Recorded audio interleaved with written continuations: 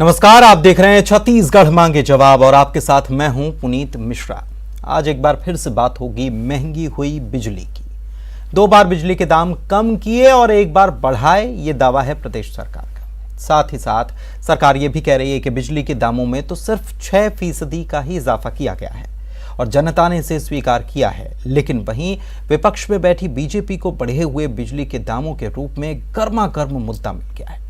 BJP का कहना है कि सरकार ने घुमा फिराकर 17 से लेकर 21% तक दाम बढ़ा दिए हैं और लोगों के साथ यह विश्वासघात है, क्योंकि चुनाव में कांग्रेस बिजली बिल हाफ का वायदा करके सत्ता में आई थी। लेकिन इस आरोप के एवज में सरकार की दलील यह कि केंद्र की तरफ से कोयला और डीजल का दाम बढ़ गया, लिहाजा इसके लिए केंद्र जिम्मेदार है और अगर कोयला डीजल के दाम कम हो जाते हैं तो बिजली भी सस्ती मिलेगी। हालांकि इन सब दलीलों के इतर बीजेपी आंदोलन के फुल मूड और मोड दोनों में आ चुकी है और इसका आगाज आज लालटेन यात्रा के जरिए बीजेपी ने किया है, जिसका ऐलान पहले ही कर दिया गया था। करीब 100 से ज्यादा वार्डों में बीजेपी ने आज लालटेन मार्च निकाला और सरकार से इस वृद्धि को वापस लेने की मांग रखी। अब जीत की उम्मीद का यह आंदोलन अब कहां तक जाएगा, इसी सवाल का जवाब आज हम तलाशेंगे। लेकिन उसके पहले ये बयान सुनिए। जो पहले ₹1.40 पे ड्यूटी लगती थी, अब वो पूरी ₹3.60 पे ड्यूटी लगनी। ये ड्यूटी सरकार के खाते में जानी है और CSPDCL के खाते में नहीं जानी है। अर्थात 6% नहीं, 17 से 21% की मूल्य वृद्धि बिजली की हो रही है। ये आम जनता के साथ में धोखा है, ये आम जनता के साथ में विश्वासघात है। इसलिए इस विश्वासघात जो आपने किया है, जो कांग्रेस की सरकार ने किया, उसके खिलाफ में हमने धरना प्रदर्शन आंदोलन कर रहा है। लोग परेशान हैं और आज उसी कड़ी में पूरे प्रदेश में आज हम लालटेन यात्रा, कंडेल यात्रा निकाल रहे हैं। इस बार भी बढ़ोतरी हमको मजबूरी के कारण करनी पड़ी। वो मजबूरी ये थी कि कोल इंडिया ने 40% से ज़्यादा दामों में वृद्धि किया। जो डीजल पेट्रोल 80-82 रुपये 2017 में था, वो बढ़कर के 100 रुपये के ऊपर हो चुका है। परिवहन खर्च बढ़ चुका है। तो इसके सिवा कोई रास्ता नहीं था कि हम बिजली में न्यूनतम। तो चलिए इसी पर हम चर्चा करने वाले हैं और सबसे पहले मेहमानों का परिचय आपसे करा देते हैं। हमारे साथ जुड़े हैं धनंजय सिंह ठाकुर, आप कांग्रेस के प्रवक्ता हैं। धनंजय जी, आपका बहुत बहुत स्वागत। राजीव चक्रवर्ती बीजेपी नेता हैं, राजीव जी आपका भी स्वागत। और अनिल द्विवेदी वरिष्ठ पत्रकार हैं। अनिल सर, आपका भी बहुत बहुत स्वागत। सबसे पहले मैं धनंजय जी आप ही के पास आता हूं। आज हमने देखा कि लालटेन यात्रा निकाली गई और एक वार्ड में नहीं, 100 से ज्यादा वार्डों में लालटेन यात्रा बीजेपी की तरफ से निकाली गई। कैसे देखते हैं इसको? देखिए पुनीत जी, केंद्र में बैठी जो नरेंद्र मोदी जी की सरकार है, उसकी जो नीतियां हैं, आम जनता, चाहे मजदूर हो, किसान हो, चाहे छोटे हो, उनके ऊपर महंगाई का वार करना है, कुठाराघात करना है। और आज जो भारतीय जनता पार्टी ने लालटेन यात्रा निकाली है, ये इस बात का संकेत है कि नरेंद्र मोदी जी की सरकार 2 साल में देश के घरों में जहां बिजली जलती है वहां लाइट बढ़ाया जा रहा है। जिस स्तर पर कोयले पर ग्रीन टैक्स को बढ़ाया गया, रेलवे के माल ढुलाई भाड़ा बढ़ा है, रेलवे डीजल के दामों में 300% की वृद्धि की है और जो बिजली संशोधन विधेयक 2020 जा रहा है, इससे तो ठीक है। आपकी आवाज में कुछ अभी दिक्कत आ रही है धनंजय जी, हम कोशिश करेंगे उसको ठीक करने की। इस बीच राजीव जी से मैं सवाल ले लेता हूं। राजीव जी, आपने सुना होगा धनंजय जी जो कुछ कह रहे थे, सवाल तो उठा रहे थे और साथ ही साथ ये भी कह रहे थे कि भाई महंगाई जो है वो केंद्र की तरफ से भी तो बढ़ी है, डीजल और कोयले के दाम भी तो बढ़े हैं, उसको भी तो देखना चाहिए। पुनीत जी, नाथ न जाने आंगन टेढ़ा, कहा तो था कि रागे मैसर होगी, एक चराग मैसर नहीं। जनता के पास चुनाव में जीतने के लिए ये वादे किए गए थे कि बिजली बिल हाफ, लेकिन इन्होंने जनता को जेब को कर दिया साफ। कहाँ बातें थी? आज बिजली सरप्लस स्टेट छत्तीसगढ़ राज्य है, जहां बिजली सरप्लस रहती है और जनता से वादे किए गए थे सत्ता पाने के लिए, तो झूठा वादा सरकार से किया गया, जनता के सामने किया गया था। और जब आप 2.5 साल में ही आपने अपना चरित्र दिखा दिया, शराब की नदी बहा दी, कर्ज माफी का मामला आधा अधूरा रहा, सड़कों की हालत खराब है। और जो बिजली बिल कहते थे कि आम उपभोक्ताओं का, तो बड़े बड़े उद्योगों के बिजली बिल को कम में कोई बात नहीं की गई। डोमेस्टिक इलेक्ट्रिसिटी को 6% के नाम पे 24% तक बढ़ा दिया गया।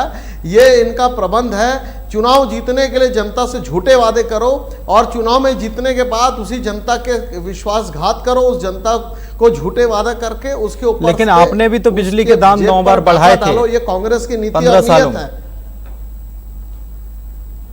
देखिए, हमने जो बढ़ाया था स्नेह किसी परिस्थिति में बढ़ाया था, लेकिन जो वादा था कांग्रेस का वादा क्या था परिस्थितियां थी हाफ करेंगे, ये भी बताना चाहिए राजीव जी। करने की जगह आप राजीव बढ़ा जी, दे रहे परिस्थितियों हो, को आपको तो ये बताना नीति नहीं चाहिए। होती है।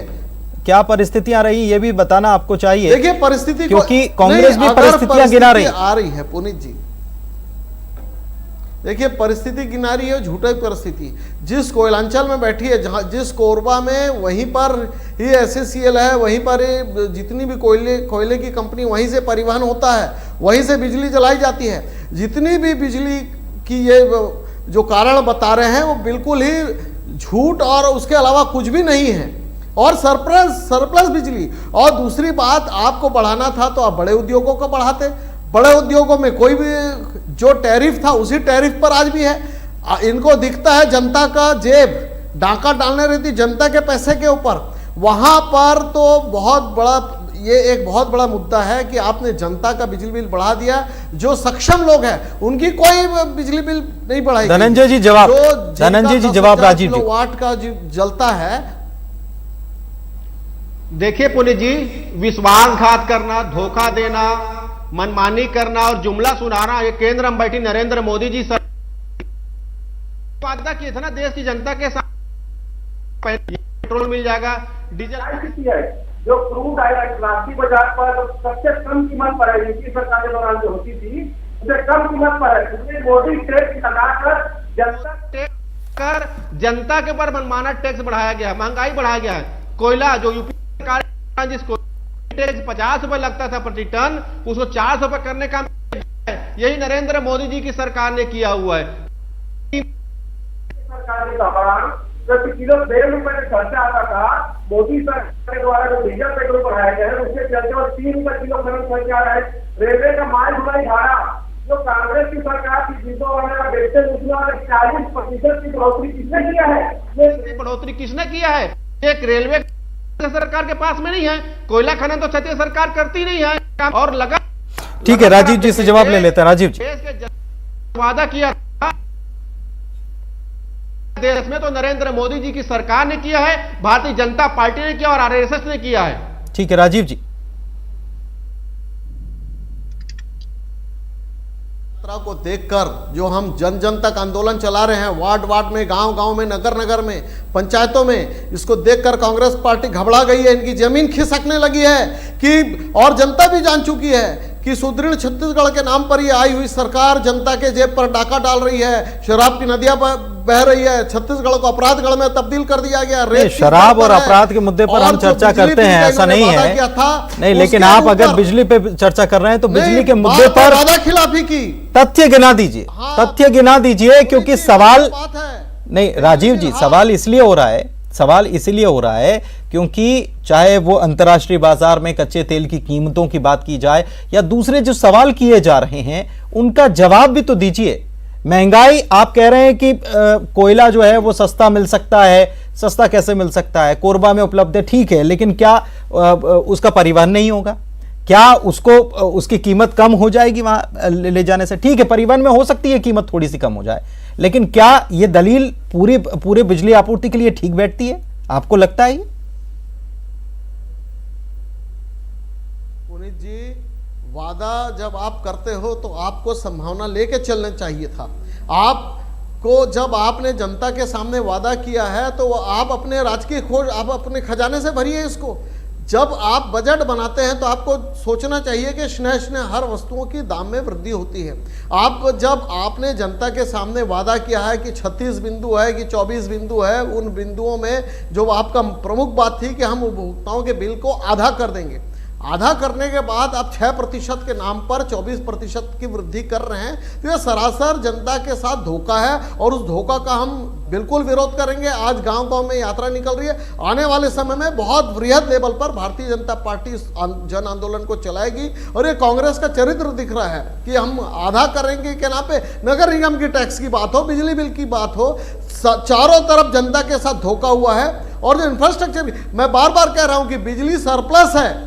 जब सरप्लस बिजली आप पैदा करते हैं, जब आप दूसरों को बिजली बेचते हैं, तो अपने घरेलू उपभोक्ताओं को बिजली निश्चित रूप से आप कम दाम पर दे सकते हैं। और कम दाम पर देने के बजाय आप अगर उसमें बढ़ा देते हैं और अपने उद्योगपतियों को आप नहीं करते हैं, जो आप देखेंगे कि प्रदेश में जो उद्योग चल रहे हैं, चाहे स्टील इंडस्ट्री हो, एलाइड इंडस्ट्री हो, या पावर सेक्टर हो, या दूसरे सेक्टर हो, वहाँ पर आप बिजली में 1% भी नहीं बढ़ाते हो, तो ये बहुत बड़ा प्रश्न चिन्ह दिखता है कि उद्योगों के लिए बिजली बिल हाफ है या जो भी। ठीक है, इस चर्चा में अनिल द्विवेदी वरिष्ठ पत्रकार हमारे साथ जुड़े हुए हैं, उनको भी शामिल कर लेते हैं। अनिल जी, आपने बीजेपी और कांग्रेस दोनों की दलीलें सुन ली, लेकिन इस बीच बात तो यह है कि बिजली महंगी हो गई और जनता की जेब पर भार तो पड़ा है।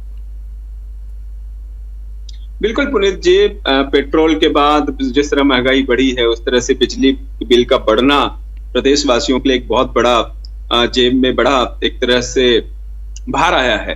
लेकिन देखिए, सरकार को राजस्व कमाना है तो कहीं न कहीं से तो उसे आमदनी के स्रोत ढूंढने होंगे, और कोई भी सरकार हो उसके लिए बिजली बिल बढ़ाना बड़ा आसान होता है। ठीक है, 37 पैसे की बढ़ोतरी हुई है, कोई ज्यादा बढ़ोतरी नहीं है, लेकिन गरीबों के लिए भी तो बहुत ज्यादा है।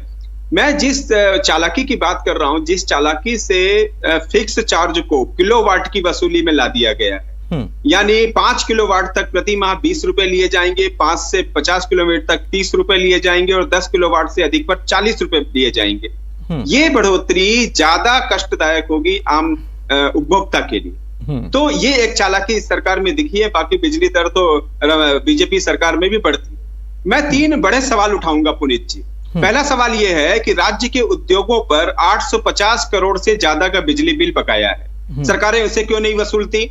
पिछली सरकार से यह वसूली नहीं हो सकी और अभी सरकार में भी नहीं वसूला जा रहा है, तो उद्योगों को क्यों बख्शा जा रहा है? जब आम उपभोक्ता का बिजली बिल आप 1 महीने तक पेंडिंग नहीं रख सकते, तो 850 करोड़ उद्योगपतियों से 850 करोड़ का बिजली बिल क्यों नहीं वसूला जा रहा है?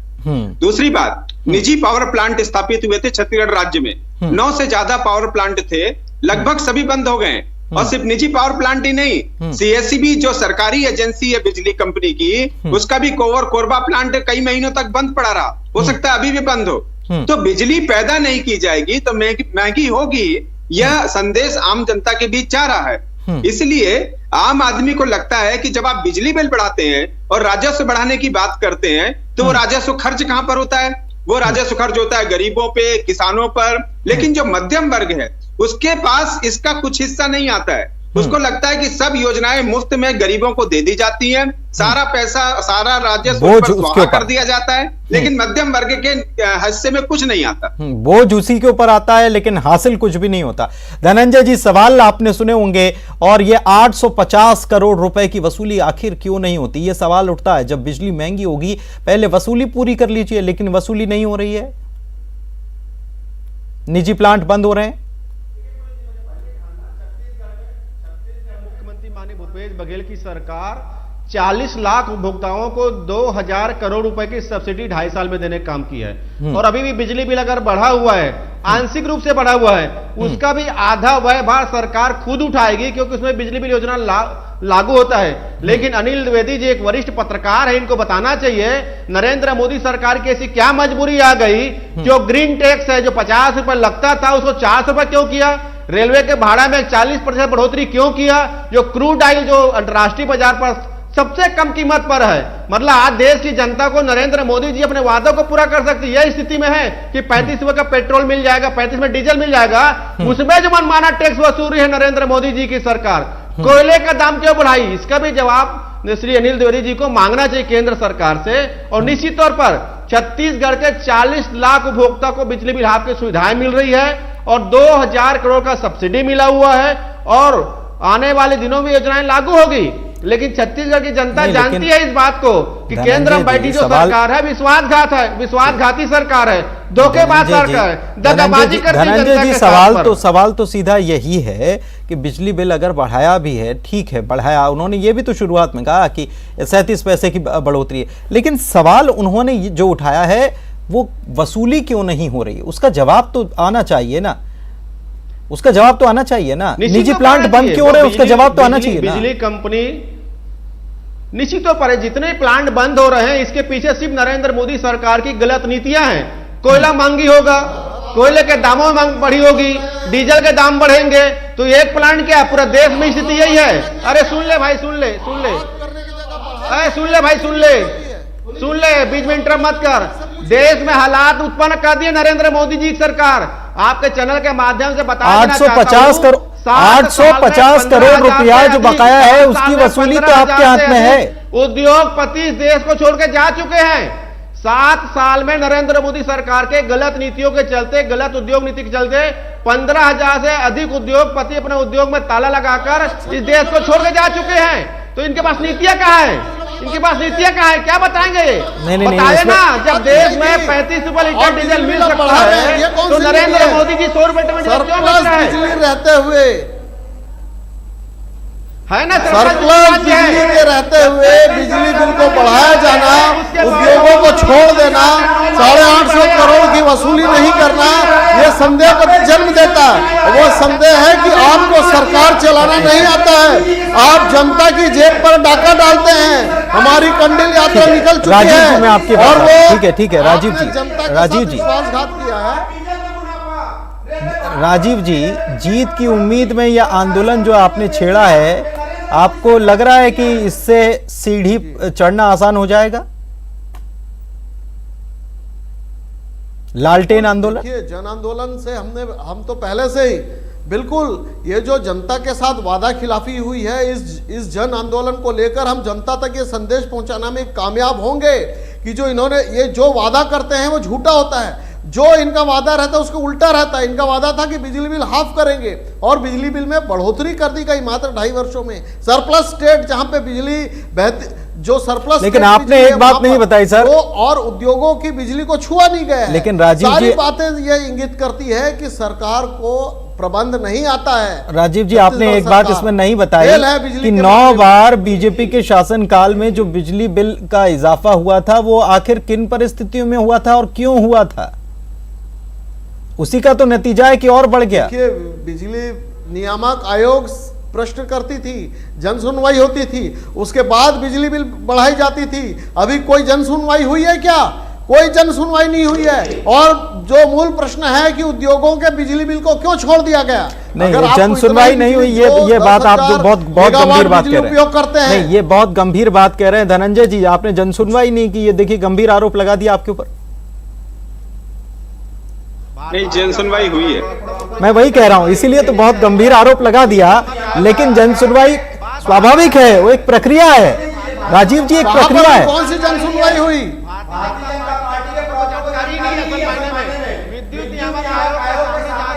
अरे पूरी जानकारी है। आप लोग डकैती कर रहे हैं जनता के जेब पर। जब जनता के जेब पर डकैती करेंगे तो आप ऐसे अनर्गल प्रलाप करेंगे। आज बिल्कुल जनता हिसाब मांग रही है। ठीक है, अनिल जी कुछ कहना चाह रहे हैं। देखिए पुनीत जी, मैं एक बात भाजपा प्रवक्ता को बता देना चाहता हूँ।